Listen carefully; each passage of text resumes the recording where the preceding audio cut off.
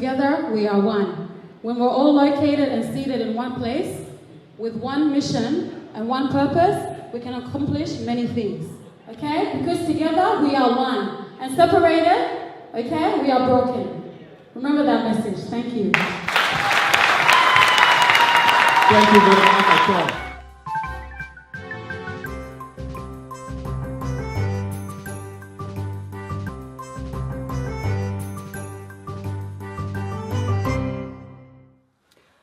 We talk about the cool coin diary and chom jumuj.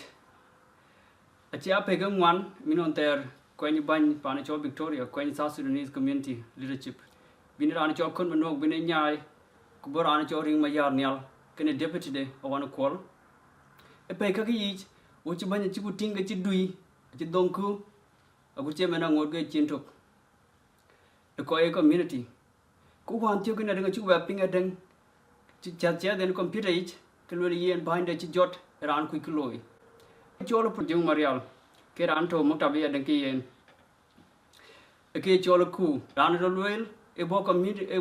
community, kitchen community to con my Kunawan, Kajo, Kulil Blonial, Barnage, Jan Yen, a Jamaton Kawaja, a liberal ping and Kawajin,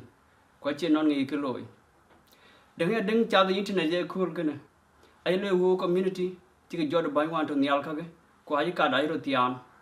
A cool gunner, you couldn't chiroloi will a community chinombrier. A bag ping ben kulu, who community togono, Coup ban a South Sudanese to Panacho Victoria, Chito will morga.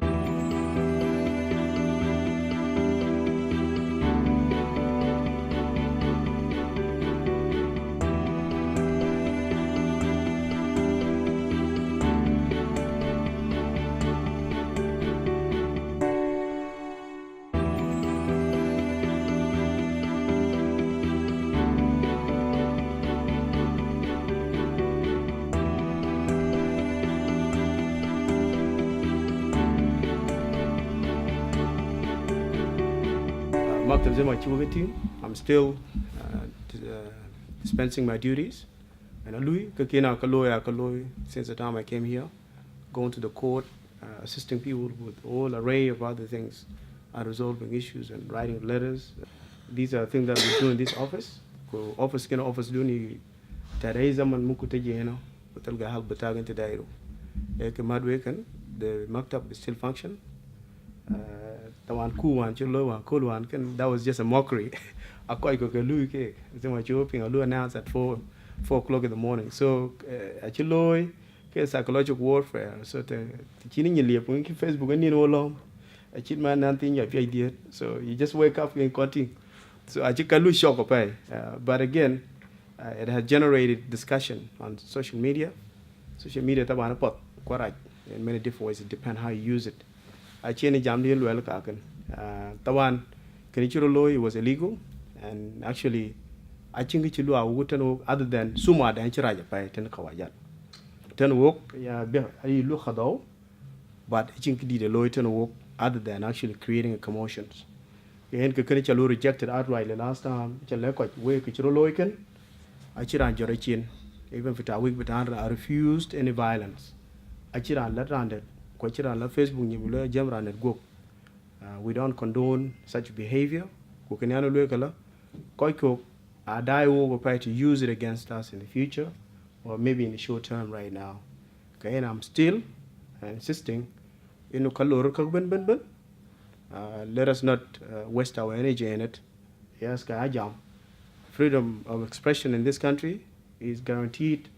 by the law. Defamation and vilification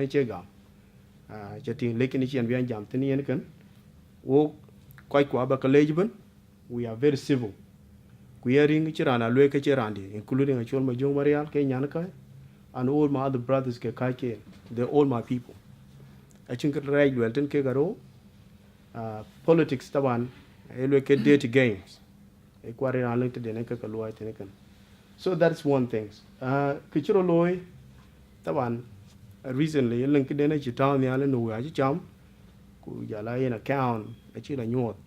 what our people, what I'd like to express of a community, my community, my South Sudanese community, regardless to where you came from, is the fact that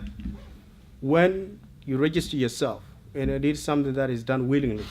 a portal the actual consumer affairs can, each one of you here, a little real, bella, kuluro register, a bella kuluya remove, kuyadrian, couldn't print out your certificate, kuchenke ABN, and chuolu register. Ato on website, Google, got South Sudanese ABN number, kabani altini. If you got these two details, you can search anything is linked to South Sudan Community Association. Alubalu search in banking, alubalu search then non-profit organizations portals. Kanka kopi yin malumat.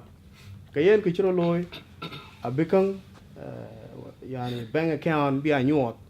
Taban this all is fraudulent activities taban. Akagwan that al-ghanun bent al-ghanuniya ta'amal ijramiya taban. We don't condone that, but kichiro loy bikang anyot email bank account. Then kichiro loy tintane yich. We are the one who are in control of the accounts. Within your karatin, achukulu remove and put them somewhere safe. I think jal work out we couldn't the South Sudanese Community Association members. $20 once you register, that's your money. And it is safe chintel chinatin.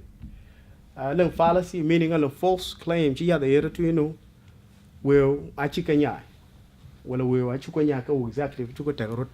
That's a lie. Achin wichikanya what you will chukotarot. Because abunura larba can kaja ke one. Achakulu express kwake kachawanja benial accountability, transparency, and openness, and have integrity. Kakaka muhimu pai. Kwake kachaya mashakalitan. So for that reason, your money are safe. Ichintichikalatin. Kukai ke chiruloi ke hackers, masterminds. The one that would answer for all the things that they've been doing all along. Again, maybe Assistant Treasurer Nyanika elect, she would elaborate a little bit. Tijadin account can a call for calm. I think the chiro loy, but damage chiro loy pay. The jamotin on media, taban damage chiro loy. Zema chuo pinton, ben you will make you there. Each one of us here can run cook by pane, can run and social media, we're not in control of it. But I can impact pay. I can assure you, all the government agencies are looking at. And since the time I came to this, went that Janto in the court, representing one of my brothers, John Benton, Telefonia Kikoi. I am even the police commissioner, quite young with DPC, quite uncle Luiko when all the partners won't get Luiko. They're concerned at a Yamkatin for media. Yan well quite did with my writer when you're a kakwa. Well, I just think to Kuduncha well, and no yan bachila to the media to counter Yamon Lorot. Rin locally kiki kaju lorot. Along interviews, kwalang kaju well cake. But yan I refuse to engage in that kind of a counter discussion on social media or on Facebook, well about the media. And chichol kaju Japan media houses because this is their best time. Bikaki don't witch you. Because boya tag kuchokurut oi to get whatever they want. And I refuse that. Ko wadun we ko ayun we chabenyal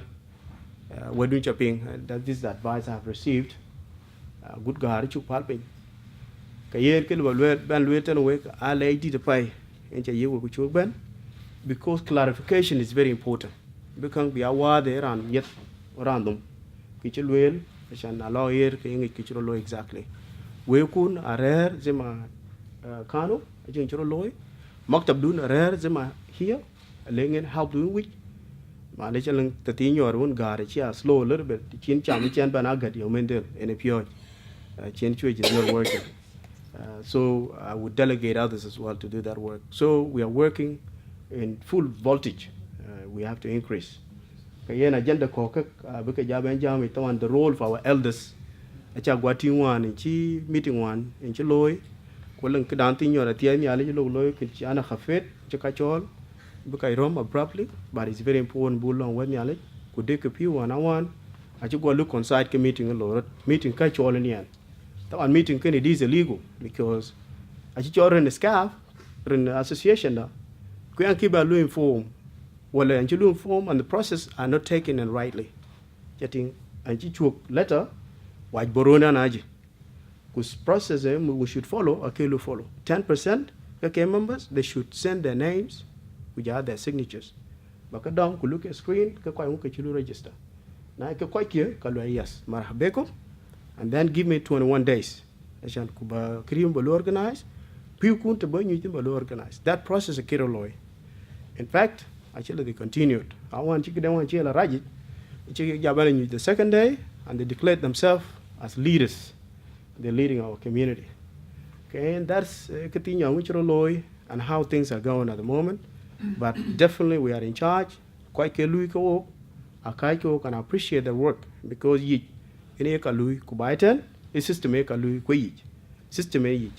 came into this office to look after you guys. We came into the office to keep your money safe and to act in the interests of the community. So kachira loy can ke we take from the account to put in a different account to keep it safe, because with the incorporation number and the certificate, or they can make up a meeting. Taban group kana what they are capable of, we don't know, and that is to be answered. And we don't want to take the risk of keeping the money in the account and ready for anybody to just come in and take it. So this is not the risk that we wanted to do. That's why we have moved them from point A to point B, and this is what's going to keep them wander around to see whether they can allocate it, to see where they can find it. The original bank account, I have blocked it, so nobody can go in without our authority, without us giving a call first to say this person has come and they said that they are the new chairperson and they would like to access or withdraw some funds from the account. That is definitely not going to happen. And if that does happen, we can actually take a legal action against the bank, because they have failed to process or to go with their procedure. And I'm sure the bank will not they will not definitely take that risk of being taken to court.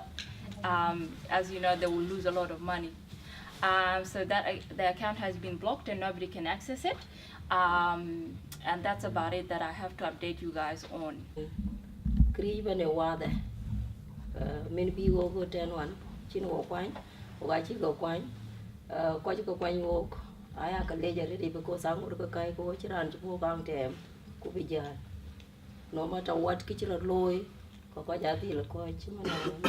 these 2 days, Koloy rat Facebook or the Yani and I were by the two. It was a big war, and the reason why you couldn't lawyer it. Could there quite in assassin? You can will. Did you quite Louis fail? Ka will Akuma Kibenbe? Ka will Kaja Bentin. Now, why I told yesterday? Quite Ben could check quite a cownage without any information. Lana de cake, and Ganun could you Ganun, a chukunit cake. For a cankana, a kaluku pull until. Akuma in a big quancho, when a bit you couldn't lower it because watching any worry. Lano Gani Kaiko Kaiko, Akuma Sati, about half of the baby, law water biden. So creep and a be Akuma very water in the right way. Fucking can you think of one for cogitan? I think the ping chicken, it's in a she word, one. I just touch here, watch it can. Much more can much more hero. I don't much more the pure complete can one already the pure. Cause she the Kadangana and Kitab that Senatania one. You want to you she go you logo that she'll go you the go pond. If you go my shield, go you the go. Whenever they will, you go shield and you go. Go Jonathan, go your show a chip. But you your show a chip, you let the other you on with your chip. Now we'll let them day. Chip. A chipato. Quit your pure, you are landing with a deck on a field. The man knew you on bit Toika or Bikamadi, South Sudanese community, Kujala Sudanese community. A preacher quite no kitchen Latin sister. And it's in the quite of yoga on the way. Chaka Madi, when Jolly you caught quine. Retreat on Kilo, a joke out the packets here, alone. Kajamat, love and be chatted Bikamadi. The big thing to be quine becoming into lower. And the non Matama caught where? When Jolly ring and Jolly be quine. Asa. coi nong interest cái này có luôn là này chuyện đi chơi gì ene ko on loy ka ko jon chin ka cha dom ka chin ko luôn cha ka ma di bi community bi loy tong thap ku bi wa te ik da to amen anon ko chi ra ko non ko chi get o chi ni jitan anon ko chi get pa ye nong department ko ja chi get trio awara ka to je ke pin ka to je ke email appointment a loy ka ta ku ka le ka loy ku le ka do ka wa ja ka lu ba ora no ko mi ko je a chi ga ran ka cái nó phải bà con kan betul dong be be par cái đằng ấy chiến cái bên đông rồi trong cái nào uy này cái tôi cái chiến trong cái cái gì tôi chiến anh em chơi tiệc thì cái đông thì cả bên mặt bên cái pada pai in bang in Medan gini kan in Medan itu jam tu kuyen Medan kan ini kau kau dia jong di jual jam. And that's why in getting cái là tiền. Ô, câu là chuyện. Amar quả đã pin đan cả. À cái này là ní Giêsu, thế nó cái Giêsu. Cô anh chỉ Giêsu luôn là. Điều riêng, cô luôn là đó cái điều yên, điều cái nó rốt. Yat kun ku diaw kana miet kun ring ma yar men tan bi en yal pen diagi ina bit le African gang le bit tv bi hiben ban yal and that why in nek yen weg dia because tan mi ko tin shirin ji tiok to ko African gang ga mi ko yo ko ja mi African gang ko kada task force in intervene ini yo kaya nin city den ke ga let mi ngok kai ko kule la ka ju yo ka dek bona ko me ka ja ru chap na ko ta ko ga da che o chap ban ni ya ka jo o jal party ha ka jo ka lo ro na la ring le ban nyal kule la yen la ki jo task force kan ka yo ba ton te chen bi to na ku ma jir gan ye African gang di liu ki jal ga yen task force ku ba kai che ya ba ka martin Boleh bayar ke no kan, namit kuan ka, nang suar ko kaji asuruan, go pandatan pancalawul, kuan nang kang juga pai, ku kang ka ai nang kang kok ciluel pak, kuan nang kang kok ciluel pak bi koi kok bi kapi, nang wak cuket, elu yang dang kan kaji yang koi cal koi thot, arlich balai pi.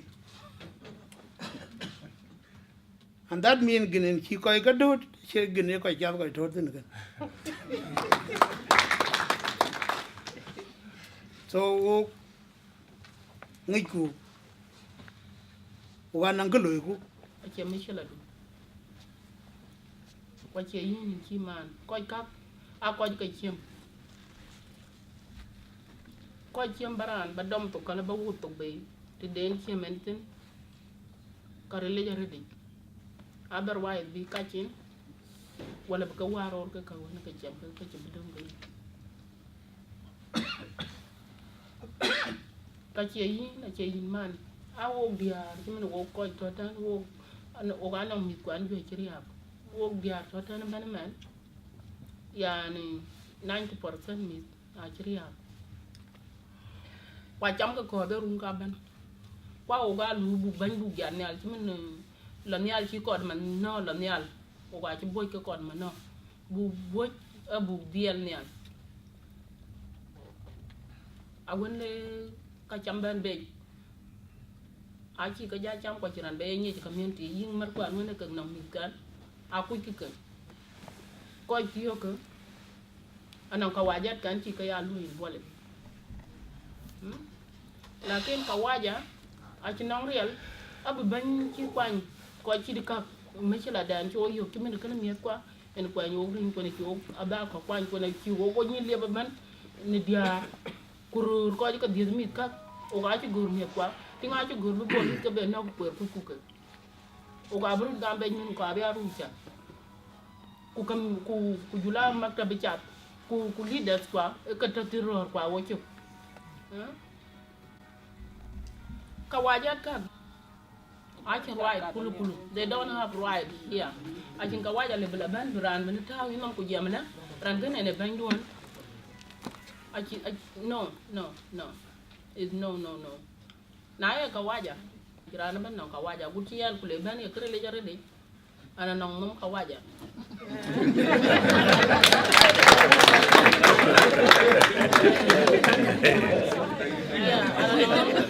Kawaja ko to mo anja ni na be no kami ke we le gana ko jamu ti kawaja jot e valo shot mai era tuan kwana kod mano kwany e banya na to sina ci koy tina ren bu deng bu to ga ko ba nang mi ci la ci ki ci rambana lo ti no ngane ke ci wala nga ci afara daga ti ni ñane do mu wa e ci am mo sem deng dien jano ke pa ga di no ngoma di sia la ki na ci afara daga e ya ci le banya e kwany pan ku lo jala ni bu ko jala jam ni ku cin ke jam ti ni ke na ban war meeting ba japi ngu ku ne yero de kan ni do no ke jam ti ku shan bim bi kwa bia ke jam ko the wrong way ci lu ko buga mo koy no mi ti je wo ten wo koy no mi ka cin ban kwany awo ko ci dit awo ga non awo ga ban kwany ku ban awo ga bu ba lu a ci ne ya ban di ci ne ko ci ne family ke kawaja ta no ka ka ne ku ko ga ci la tin ka na kwany chu be ga nu bo ko la tuen ko ci nyan tiyo go ma juk nyan tiyo ni lo na sa ran ke la to bi la ran yan wo ga ci ga do ku ci gat ko ju ba tin wo ga ci yo we ko na ru wo ni na ju ba ci ran yurul wala ran rumbe ci kan yo we ku le rato ju ba ci ku le du pen bi jala lu ga bar pen ni morien ba do tin ba rer pe ju ci ke mandan bi ba to bi yo ga ni ya do we ba ni ba ba la lo o ga ci yo wo ga ci anya ga nyen ni do na sa na bu chol wo yo community rumbe ku yurul bu kon bi ni nana ra yu yo do ko yo we bi ni bi ting ba ke ga ci li bi nyen ni do lo na darga o te ra ra de chu cha na ci nyen jala ko ke ba bay nan bana mi da mu ci ci ton di mo ku do la na ga na bi position nyaay ba ya bay ngwen man random ban ti te e de la to kweti ku nyati na twan na ko do na ka ka beng na na ron to ja ka le ni man ni lo na sa do ga rai ko ya jo la ga ma ye le ban ka ci lo ko bo gam kire to ji rot ko ji ga da ni rot pen ne hi nga da yo we so o go ga la to man na bu ko bi ni na ngo do ko ti na to inde no abu ko abu jam go ye community abu lo bai abu jam ko choko ja nyaga to kala nyal o bi luk abakala nya chane na che sakali ta cha rai po re yan na ngante le punde na gola de ke de che chi mo ben nyan nyu ko yogi na chol ini kila ban wer kwa nyo gi ni to ye ban use de nong ring ye maktam ringi kwini che kaya ku che ko le a chi kwar nya na ga ra da rabia ye ne yan che ban jodi fi bi ndo ga yan che ban jod barada rabia kini yani lo ka wo bunang nyantin kor biala jam ka shababa gutya man di tapa ga den a chile man yilo na zen ko a chiro do wet jan mu matite blo pa ga tin bakala kon binis ano nyir ay more than that anak za to lama da bila jak pana ki de luma ya ka to sin za to ku kira ke poto ngani ja wan ka ku kira ke poto ngan ngana da blo jan mobile ya ta wan ba 00 kan ta yala tanana ku lorat ka yere di baboli chol baboli da do chan ke gari la red da yer yel ka ril ke na chi mol ma ku na chi mol ma ku to ka ka ko te balo ka chola ganti te mina ku na ko ro gole e ke chol camera chen camera de ten back west back ci koy pote ko bi na pan ban nyaay na ci ban ben ala mi ci nyaay kan ka ban yo ka ta west back ban won jo ko ro ka ci west back ko ban won jo ko ro nok tin ko ja chat ke ko ci pu ja no ga la ja de ke ci ban jo de ga na ke ci ke ban jo ku kan ka jo da usuni ya de le ndele je ci tin ban gar wala na ngi haja gar aya ka jo le la rasul baka wasalu ba ke ni na ye man ye jan man one day alle kwa ju be ganu no go wachi tar ka ke chin ku luen ku agu ti ka tu min ting da na wen ko ni na cho bana yok la zin bari jam da na ge bu lo le cham mum wa yo ga bir rek na ba ting la sikine ko ci biring ba na luen ko ni ko ri ran ri nga ci le bi jala jam an nga ne cha no wala nga kan cha no da na di ri za tu ku mo mu che na po to nga na na ta ring ku ci lo ke ci lo ke na ri nga kan ti ai rot ja ran jala tat ku jora da to yo la cha ko ko ba ku ni ju bara nyu da mu na riel ku ci ra nyu riel mai ba ra Chàng ấy cái một bè. Chàng ấy. wewe chintu yogo wewe tin baka yeg loya bitade hukuma bitade Australia akweji kwa kwejo bi loya bu ko yo nim tan kono ko cho transa ko na bo contribution $5 bu gata te a chan bo presented hukuma ne ku jonyo mu mani no bi no warin ka wajat u chama cha dabai ta ke jam tin mane ke wat gang mi a wo ba to wa chi warin mu tama Australia o ga chi warin mu tama Australia ye me die ti ye o ko ngwan o ga ke ko o ga libo bar pin bo li da lui ko chin ki yo protect yeb ko loya na bukta bi etahaddi masail kubiran wer ci segala da gam saf wer ci segala gam wada abi ku biaran da lana wada kino ko jame na ken jal fa saf ku gam da zai abi ku bo protected la gira ya lo open tien wada yi ko nyo en kin jaay lo gor ku met ko lu ko ger buru we ka waja di wo protected bo li da bla dugno ti gemo ko majmo de mu bu wonim jam ko chin solution no boli da cholo kul ga wana mi ko ga kubar ko min tin ran chu kwanya kin le in lu ka malisha kana chi wiko ina bi police ina bi ko department da ko ko de ne ko cholo ACO wala cholo ko wote ba ka cholo ga dam na bi ga jam ko chin bi jam ko bi ga ni le no ina ko ma en che la bo be i ting ko ke chama cha ka ya gang chu wet a chiram pin ko wo ida again gan cái chol gang o ga chi yuk tan o ko yuru wa da tem wa ku ba ran bo ku jo nyon nim nan ti te din itu ma ring wala ma munu ya lu ita belit in belit kini yimu ko dit ko to kini ku yo ba ko dit le wunda ba ka yo ka tinyu ku ti jitu ma ring na ma ring ma to Sudanese da kine no agda ma da irina amru barasa yeb go mi ti ko ko mu kenun ken ke yo ga yak ro da kwai ke tim lo a ti te marken a ti te ko ngwen ko kiri mendana aka ga tong to nyima abi ke tan ka ram tam an ki ko wat min ke ga ngum bar ko kwel ndaka ci maktab kwai yo ga na yen maktam ken di ki wo chol ba ri nyaay ku ba go nyaay ko ga ci mar jok lelu o ku ga to su den ko mi tiran ku gamane ku bay kudune lo lambiri nya ko ba jare da lew ringa kwan nyoy ke pin wo mot nin ku bu ringa chol na no ku woy ka bu ja nya o de kin akina che waren in pachal i kai karin ku bu ko loy tim men yab ko wat war cin way wete na gi wa ci ring kina ci ko gam a ci ko gam ke tim e tim ci ñaar wo koy ko a wikra a kin ñin may kala a kin ñin piw a tat ko kwa gwel ko kwa yi kan meta pikin kalam o ko dia o ko ngwan ke lakini war bena o benul mujrimin der e ganun bokke na kada kan wadi Thank you. into talk o bai no ko reji ku jam ko mi to ta to ben do ba the ana ni shilo mo i ben wa the to no ga da cho lao nằm mà nó cao cho lao nằm ta cho ba đi chứ nằm tuổi ba có vui chứ là lao nằm quay xe có đuôi nữa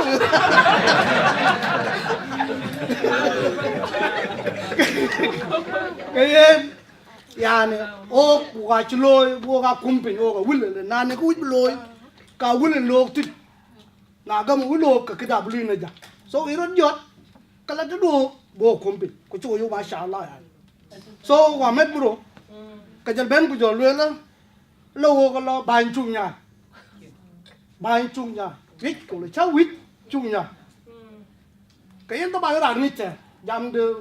fo cái liberal nó tí ra để chú ý vào cái lập phật này thì cái chân bên ngoài đi nào nó có bút chải ngồi tròn chứ lý mình ngồi lo bàn chung nhà ngồi lo cứ đun cái lọc go la ka ching lam ko lu na ga ke no pai akhir na ko ka ra ru re no ran to ga ta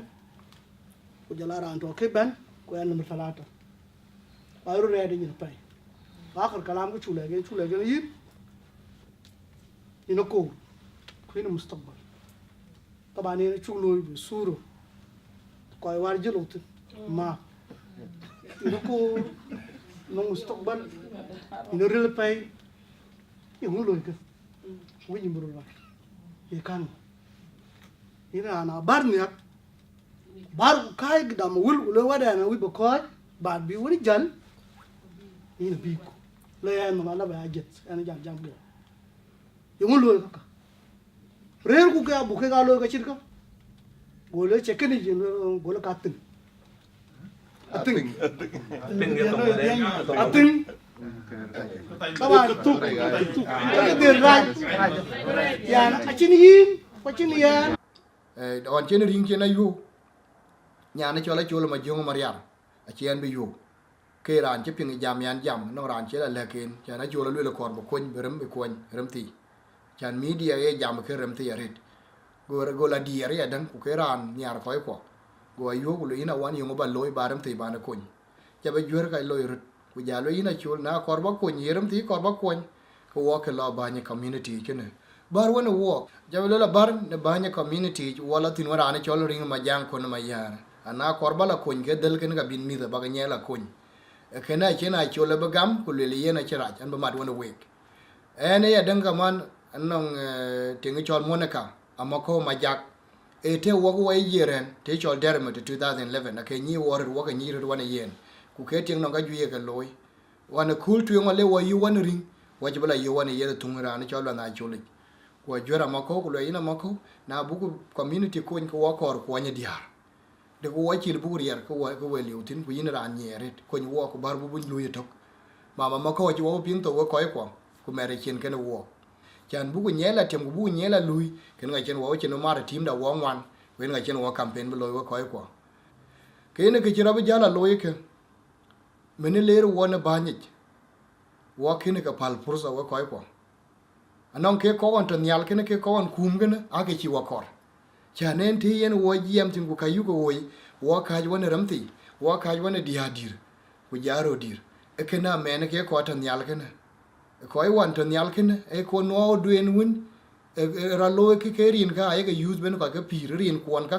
kara e kwon ka ay ga la te ay ga la se la ay ga la lwel bi agona ka wu la ba ya kuma wu ka bu lo ni je wo ko toki e kene e chene wan yar we ko yene ya danga non kaga chiga riyo ka non kaga chiga mes contract non ko ye ke chen bot ala ba lele ya non ko ye ke chen bot e ko ye ka a chi ngloy to wale a contract ka san ken organization ku contract ka chi kor biran chi mandan be ka bela ni e ken wan ken wa ta ko wa ke chiga frame wa chiga preach ko ya koraj before ken election ken loy kra ne chola chule chi dur jor wa yi a chule yene chi yu ku lele yen ya wan ken ring ala mak tam ter war kana le investigate ku kala ra ne chol kon ma no le ga mai kene ke che le chula kene chula chi bi yu no ngen ku le na ne ke ju ken wa ya wan kan chi be la on week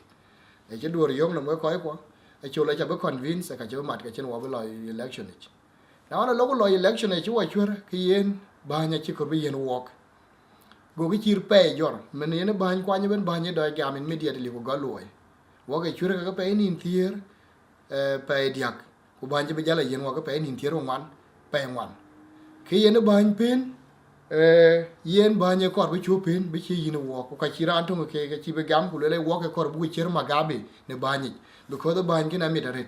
wer ki na chi ran to ke che be le ko e ka we ko ka chi be lo ya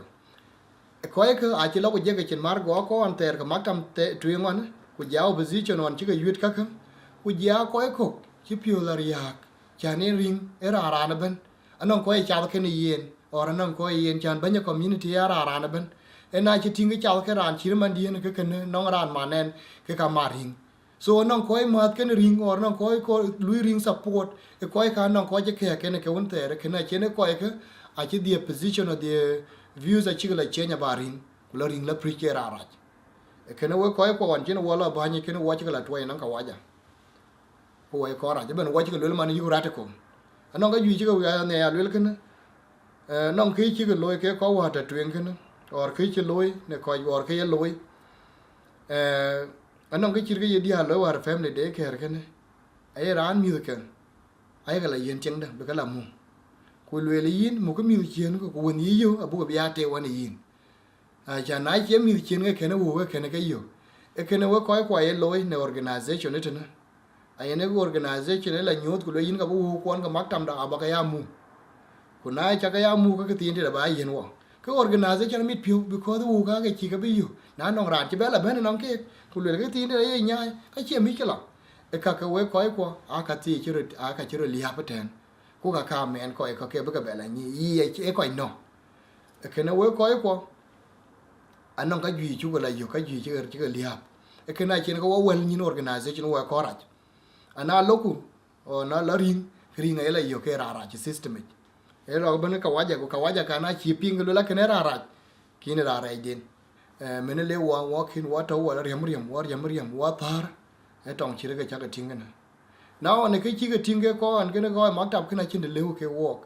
cha na le ga le bi wa nya ke ka chi le bi wa nya e to ke long ko ku community ka chi no wo go gu ri yo kene ga che ne bu lu ko chi ku le ka bu ga tena gini shada within the maktab kene ke nge strategy chi bi loy Rani chi ko ngur ba le we have to be honest with you aga jebe no ngen ku le gi na wan yin ge ran pet get rid of ring nyai ring ku bar ni alin ga ban win bu support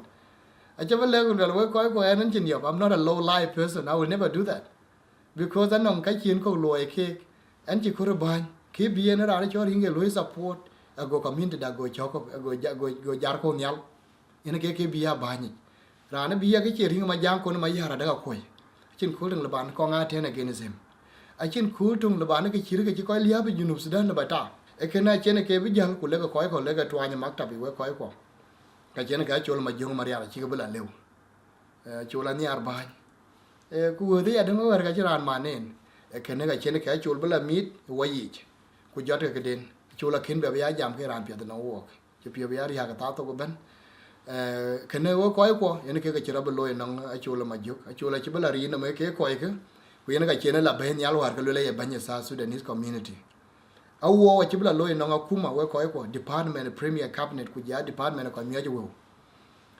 ke ko war ka ran ke won there so chibla wo la lo ko ka ko wu kon be cham e ben wu ga association war lo ga registration lo e lo ka che ka la den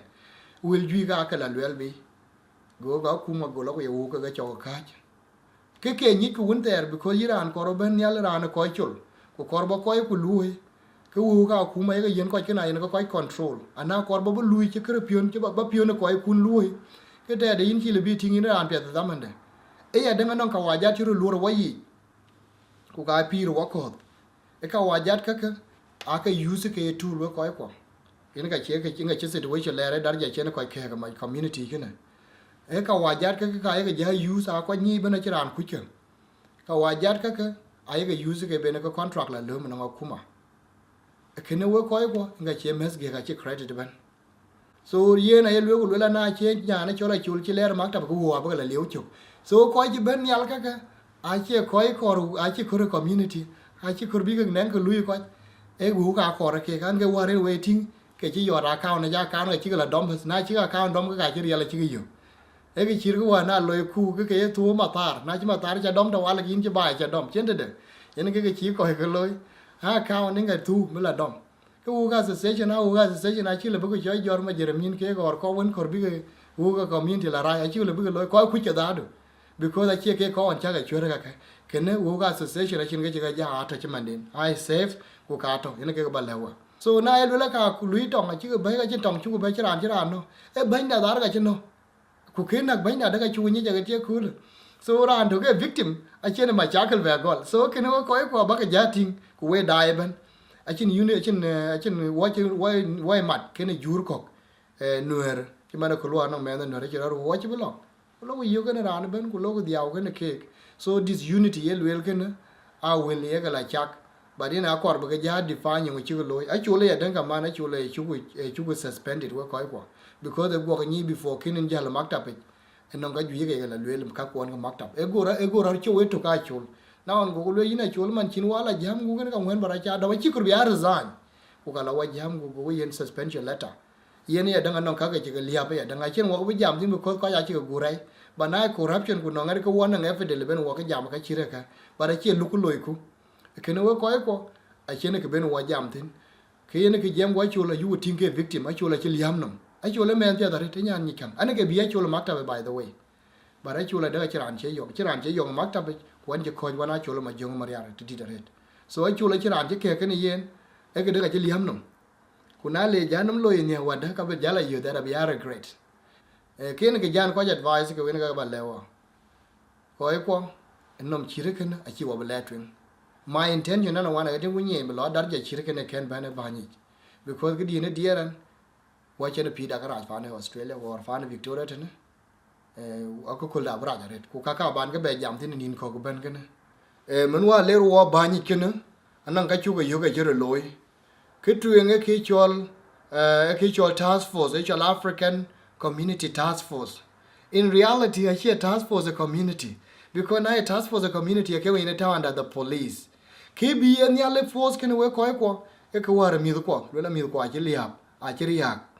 anon ke de ne immigration settlement program a ke de review a ke ko bi nyut pin ko ke tie sin ke ko long loy ba etene ene ke nge bi ra na chori ma jang kon ma yar ben ka ju bi ni ka loy ro community da ya dang ene ke ne ene ga chera na cho Jason would be ben be ke ke cho task force e polin bu lwan ne community bi community da bu police heavily polin community da e communities ko but ene ke ne ke kom try pa na cho America e ke loy pa na cho New York go police go task force go lwan community bu community bu police heavily black community e kene we koy kwa chi ya le to ke de cho black on black crime bu ko ta no ki cho task force we koy ko koy ko chul ke ka town ne police a chin ko da le uniform kwa chin den bara koy chen che man die ne ai koy cho ti ai dir inong tong da pe ko woni koy lum bu ko ja la lum bu la pan kene ga chen ma cha ka ra me na yila ke ga ni pin ku ka ni tok ku ka ni ko je bana chiran ku ke e koy ka information yi yen police a go police a go lo nga loy ku ja ri won ben ka latin kene yen ga chi loye kene non ko kwon chi ro lieng tin ke le ne ga me ke ko e ga mo ko ko ai lai tinge krecham be ne ga tin de ba ya yo ke yin rodu in che di ko ko ga la mar pin e kene we ko ga che kene be loye war ke chol task force kene ga non ko kwon to tin man ke ya gu mut ka kuma ko ka wo gwe la ga chiran ku chi man che man dan we wan wo ni ke ga man e kene lon gina chi ga loye task force yen ai non ka gi lu ga investigate a lui ke den mi ko na men che neng ma chaklat ke me da monitor su te no men ken a kor be ne ko hon yin ga ta tin yi men gina ye kor chu ga chen telephone da che ta pa ka ye we te lo tin be ne monitor online e men ken ye na le be ne u bi tong ko ko chi we re bi ting te bai wali chi ta bai ai la kor chi ne chen na tin e ka ye ne ke me do ma le do ma time ko garin bu ti yo mo loy e ka we ko e operation rajaret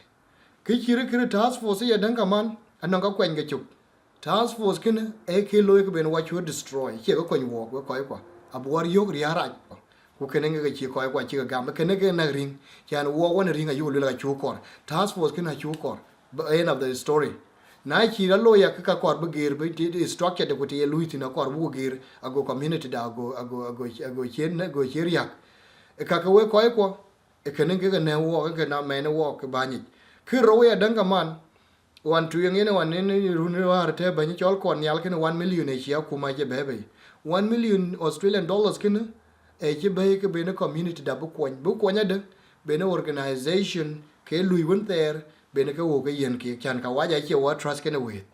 wo ka be channel na organization ne chol new foundation ne chol my ken man che yen ke 250,000 according to ban tu war che kuma che nge te che la ken wo ka no ran che lui tin or na ko che ga lui anong de chole ne CMY Center for Multicultural Youth a chi yen gi 200 ko ta na wo ko chi ga yen ke anong ko chi ga loy e ken we ko man war bi won yal ken a chi la preach dare ko ka bu ga la choror a bu ga la lokin a go ka ke be chi cham ke te de ne chi ma ke tin e lu ne chole de ken we ko ku ken a chi la le ya ken ga chi ko ga chi ga la United Against Us ku ja organization chi ra ka e ko ga chi won yar gu chi tian ne chana kong lwel ken wu ka ga ye ga lum ku bene ke ko bene ke yen ran ku kanong ti ni ja lo ke ne ko ka ga ja terot organization chứ cái yên wu nó cái lum ra nên bi wu nó cái nó cái lum so yên chui ra cho rồi coi ko chui chứ tian ko ku kene ka mene ka wo because wa jamarin ka bible che cái nó cái chăm ra nó cho ring ma jang kon ma yar bo ko che to myo je gi ka che ra nó cái chiam ta ban ba lewe ne ta ban che ra nó cái chiam ku ka che ne ke bien ku mak ta bet na chin cái chăm tin mun wa le wo mak ta chin won chu yo kene cái nagring den nagring e dan no cái cho 5.8 million a cha located wa ta South Sudanese ke ye kor bi la ma cha kala no an wo ka kor ba ka tackle ben ki employment opportunity be credit training leadership ku ka gi ko yin ya ga ka na ringa yen te lo ka na ku chi lo chi na cha na go ran chi ben yal ke na go bu ko je ka nim ku be ka ja lo chi te ko ran ka tin ke ne yen ke te ringa wo ya ka ting lo ro de community ke na wo chi nda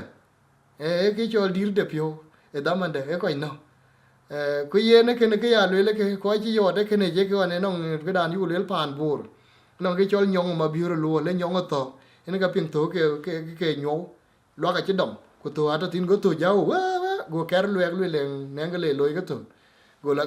len go nyo ku to kwa chin ge che ler ko ji la twen ne are cho nyo ma bi ro lo ko ya lo ke nyo ma bi ro lo lin chi le ba kum kin chen ko support ko min da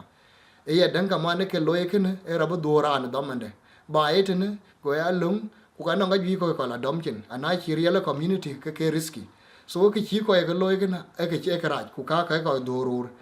cái lưỡi ko che u cái ko ke arin ko ba gel rin ko ay la ay ro ko ke ne ke show ba war ba ni ay la ay ro ra ke dan mi ko ke na e dramatize ay lưỡi la rit kana go ku ma go ba be go ga ku ma te ne ke yoti ne rit so one organization media e jur be ya surveilling be report a loy ke mi ko kin ja ra ja le ke tinda e ke ne we ko en ke ya tinga na wo ke ne e ka ke a lo ka gil wala yi me da lo ka gil ke ra ne be ko rin ko ke ne iran ke ne nang me kila en ka na wo jinda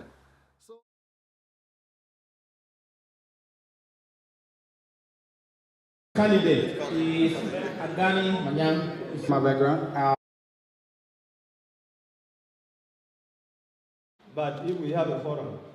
we can address our do the real community service. Winter Melbourne atawache ite adun South Sudanese kumen nalada ya video kana kale badil ngai video kana loy tong jeng kul ba jam ngai video kana loy tong jeng kul en video kana tong jeng kul loy ko ka jam ke tong jeng ko ba tinga video kana ich e kul loy ro winter Melbourne yen Melbourne atoge community to gon ku kana community che event e achino group kero atege ita on ter chi tong ro mu jinu ada ko jiben jam gulu ki chikur bi beto jeng wel to ter to jeng tin e kilo road South Sudan e kini a chi ko bente a chi non wunto Melbourne ko deng to Melbourne kana community di gon to ran cho ring tin men ko na mu kon man no kon ter in community di ko community kana chi ko ben be tin ko ka to ke cho South Sudan Federation a chi ko loy form ke ku ter jam gulu ke ye ke South Sudanese community ekina chi community achi yeno riere deng ko ye ba didi na ba jol ba jal kan grum de gulel ke yege ko community non ka waja ekina achi no riere chi ba non ka waja ma chan ke group ka ke ben ko ye federation a jal gule ge legati lel ke kor ke funding ring ke community ko ina tan mokta monter a jal gule le ku funding ring community ku kina den ko gru la gwel gulel ki yen kina che community South Sudanese ko den ko jam gulel kina che community South Sudanese runwan chi loken a chi lo chi South Sudanese community chi yen ki cho $1 million 1 million kina angod ken gira nong South Sudanese men ku ki pena ka waje yen ya den e ki yen yo won kina a chin grum le ent nong yen ko ya rianim ki cho task force or African task force chi ben by one ke kina lo state police adon ko jam gulel yen kina a chi piet kwa bi ran chola wan abu beri video kani ich don ko jam lo chi piet ko don ko jam un tera piet ku kene a chi community a te den ko ko ja jinom rier a ya den te le community tin don ko chat pinya den e kala contract in legati ka waja bu la tanya ka wajin ku le ko ni South Sudanese community runwan chi lo kene ka waja chi ko ben chol chan don ko ju jarit vấn đề kiến thao hút kulel ki yen adeng ke ka baloi South Sudanese ukir leja deng ya deng e ko jalaben kulu kulel ka deng le loi South Sudanese kene a tinga pie do unta la ben be kulel ke lui South Sudanese e funding kan unta ri la ben no kuma ka kuma jino barrier again ye ko la gain luen nghe e ran bu ke pie loi ko luen nghe ran bu ke pie loi ka kuma a chi South Sudanese a ke ben cholben ku nyui ke pin kulel jam ke rut ba ke jam ku ba project ko ne ka luil ba ka loy ka ba ka pingi rut na cha ka pingi ku wa ta ka wi ka un ter to de tong market to ka un ter to de tong ma market to ku we bu je yin we wa kuma ke tan to wo men wo chi ka wa ja chu ri nom ku ra un ter chin ka lo twen ku ran chi chul wan chi ba jala deng e ma cha ka deng ro ba dia de South Sudanese community ya deng ki di bro dia tin ten ke cho chin trust un ter ba kuma ben ko ya rio a chi ko yo ke ko ku ki loy ge tong loy ro men e tong big community ber yo ka chin ge pie to un ter ba loy community e bu ko po ku bu ka wa ja ko yo ko ku ji ko chi lier ke mel ba un ter ade mu cha ke mà cha khi là vấn đề được pin có hoàn bị cái marriage bị cái tem bị cái community bị cái marriage community đồ hoàn chỉ cả đồ hoàn chỉ trong rong của cái chỉ có bị bắt đầu giang cái trong cái chỉ cái luyện hoàn bị cái lôi cú cái nữa ở trong cái tin mà đen cái lôi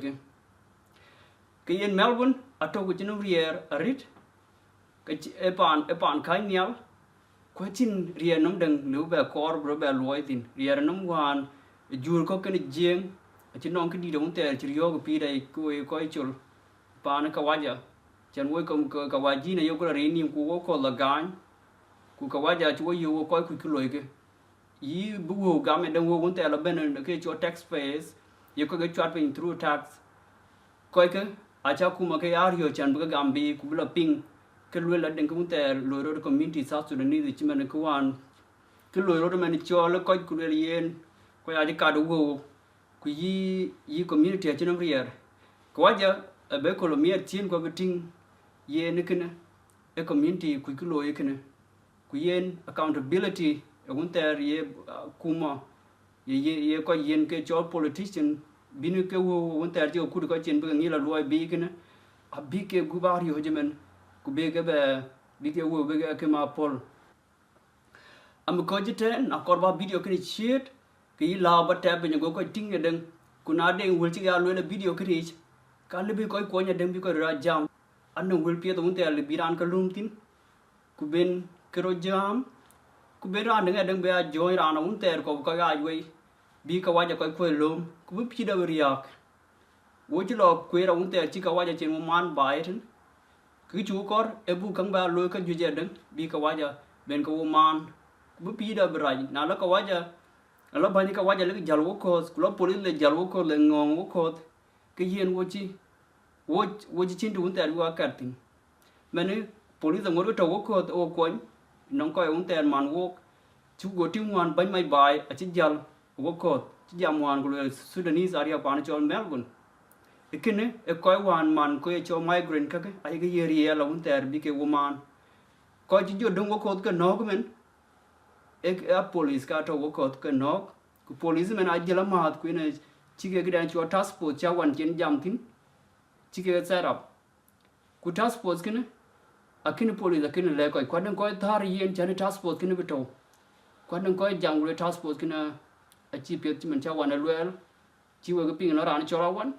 pia the task force ku raj de ku we ke re ko un te to mok tabi ku gam ko wan ter ana chỉ là hoàn bala jam muốn coi thầu bị coi hoàn này luôn chỉ cái jal coi chỉ là yêu mốc trăm ngón cái thầu ter hoàn trong anh tin cái mốc trăm cái yêu mốc trăm coi hoàn jam cũng là cái chỉ cái khu chỉ cái lối coi chỉ tem bằng cái